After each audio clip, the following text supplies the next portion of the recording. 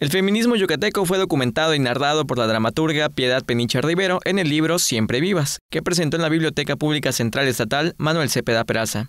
La escritora describe distintos momentos del inicio del movimiento feminista en la entidad, con los actos de Rita Cetina, Elvia Cardillo y Rosa Torre, quienes con su valentía y liderazgo cimentaron las bases. Lo que llama una tradición, la tradición feminista yucateca, que es la que se interesó desde Rita Cetina en el conocimiento de nuestros cuerpos, algo que está olvidado. Entre 1870 y 1924, en Yucatán existió una tradición feminista que contenía la idea de que las mujeres como grupo, como especie, como sexo, somos dominadas por los hombres mediante el control de nuestra sexualidad y facultades reproductivas.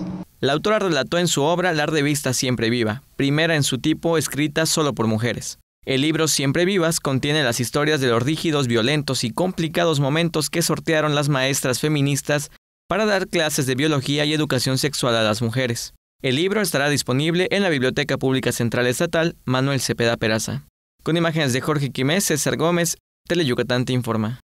Teleyucatán te informa.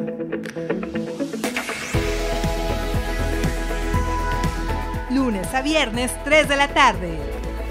Síguenos.